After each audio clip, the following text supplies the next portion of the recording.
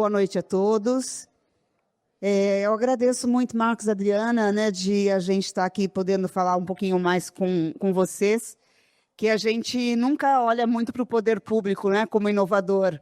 A tecnologia, a inovação, eles são sempre tratados nos âmbitos acadêmicos, âmbitos empresariais, e nem sempre aparece aí o poder público atuando fortemente com transformação, com inovação e com tecnologias que nos ajudam a cumprir a nossa missão, que é atender vocês, né? A missão do servidor público, do poder público, é trazer soluções que tragam maior qualidade de vida para o cidadão que mora em São Paulo.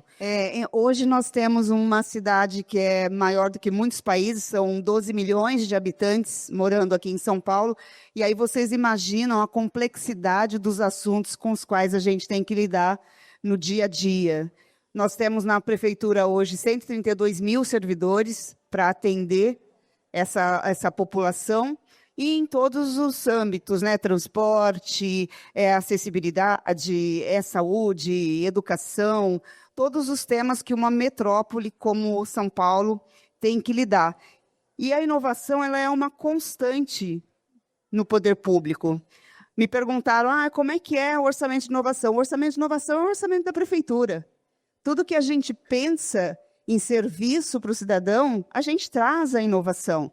A gente desenvolve muitas parcerias e a gente vê que os problemas eles se tornam cada vez mais complexos e a velocidade ela se encurta muito. A gente tem que dar respostas muito rápidas. Você tem uma enchente, você não pode ficar esperando para ver o que vai acontecer. Então, nós temos investido muito, não só em aplicar tecnologias já existentes, mas também em desenvolver tecnologias, não só nos produtos, mas nos serviços e também na gestão.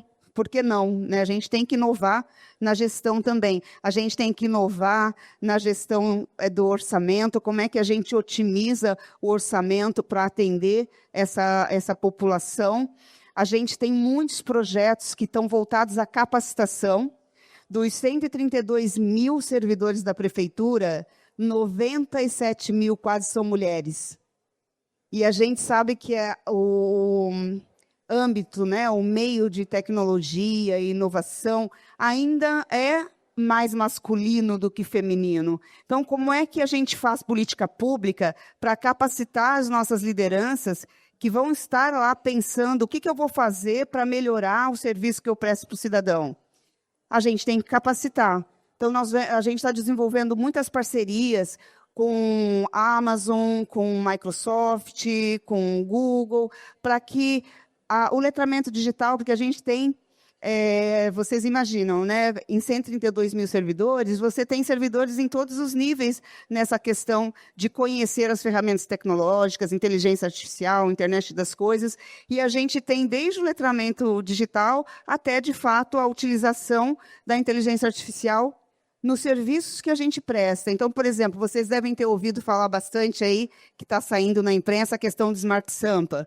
O que é o Smart Sampa? São as 25 mil câmeras, que já são 25 mil, usando inteligência artificial para apoiar o cidadão que vive numa cidade que a gente ainda tem que trabalhar muito a segurança pública. Então, como é que a gente trabalha? A gente usa essas câmeras numa central de inteligência e a gente vem reconhecendo, pessoas que são fugitivas, pessoas que cometeram algum crime, e você tem a atuação da Guarda Civil imediatamente. É só para isso que serve? Não. Se você está passeando na rua, você tem um infarto, você cai, você tem lá o monitoramento que chama imediatamente o SAMU, e o SAMU vai lá atender aquele cidadão. A gente tem que trabalhar muito em muitas frentes. Você tem caminhões de lixo, por exemplo, que saem de outros municípios e vêm despejar lixo na cidade de São Paulo. Como é que a gente impede que isso aconteça? Você usa drone, você usa câmera, e aí você vê a infração sendo cometida, você vai lá e você tem uma atuação. E a gente pensa muito na inclusão. Todo o setor público tem a Agenda 2030, tem os Objetivos de Desenvolvimento Sustentável, mas como é que a gente efetivamente coloca isso em prática? Nós temos uma secretaria, por exemplo, que cuida da pessoa com deficiência. O ano passado, nós ganhamos um prêmio na ONU com a nossa CIL, que é a Central de Inteligência para a... Gente, a linguagem de sinais? Libras, desculpa, Libras. Como é que a gente faz isso? A gente investe em tecnologia para que os serviços que chegam ao cidadão também possam ser acessíveis para aquela pessoa que não consegue se comunicar. E ela precisa entender o que a gente está falando e como é que ela acessa aqueles serviços. A gente tem, por exemplo, o SampaCast, que é um espaço para o cidadão que quer trabalhar com podcast, que quer trabalhar com audiovisual, que ele tem lá as instalações necessárias para ele ir lá fazer o desenvolvimento do trabalho dele. A gente tem os Fab Labs, que são as oficinas que você trabalha com robótica, você tem ali os materiais para fazer desenvolvimento, e isso tudo está disponível para o cidadão. E nem sempre essa informação ela chega de fato. Então, a gente vem atuando muito fortemente nisso. Trabalhar também, como é que a gente se comunica com o cidadão usando legislação, normativos, decretos, termos técnicos, pareceres. A gente não pode esperar que o cidadão vá compreender o que a gente está falando. Então, nós vamos lançar agora uma plataforma de linguagem simples, que é para os servidores da prefeitura usar inteligência artificial, é como se fosse um chat GPT, mas pegando documentos, normativos, legislação, termos muito complexos que o cidadão não consegue entender, e a gente passa por essa plataforma, e essa plataforma transforma aquele texto em linguagem simples. E aí sim você consegue fazer uma comunicação mais eficiente com o cidadão. A gente tem na área do trânsito os nossos semáforos inteligentes, que é para você desovar mais o trânsito de acordo com o número de carros que estão chegando numa via ou em outra via, e ele automaticamente abre ali o sinal. Uma cidade como São Paulo, mobilidade, a gente sabe como é difícil. Dentro dessa questão da liderança feminina, tem muitas mulheres aqui. O que a gente tem trabalhado? A gente lançou um projeto ano passado, que é um projeto chamado Elas, e a gente vem desenvolvendo, vocês devem ter aqui muitas empresas da área de tecnologia, a gente vem desenvolvendo parcerias para nos ajudar a capacitar essas lideranças e a pensar em soluções que façam diferença na vida das pessoas. O ano passado, nós fomos, ficamos muito felizes, Marcos, com a premiação, em duas ferramentas que a gente criou. O Diário Oficial da Cidade também é feito e disponibilizado pela Secretaria de Gestão. E nós criamos uma ferramenta que ela é muito mais ágil, é uma ferramenta que tem segurança da informação e é uma ferramenta que a gente conseguiu chegar até o cidadão. Com essa plataforma, a gente consegue disponibilizar todo o diário oficial via SMS. Então, as empresas de contabilidade, advocacia, ou mesmo o cidadão que quer acompanhar ali o que está saindo, ou mesmo com relação à documentação dele próprio, documentação de imóveis, o que ele tiver ali de acesso, ele consegue ter na palma da mão, no celular dele, o diário oficial. E a gente tem um serviço também com essa plataforma, que eu quero receber todo dia de manhã tudo que sair da saúde pública. Eu quero saber o que a saúde, a Secretaria de Saúde está fazendo.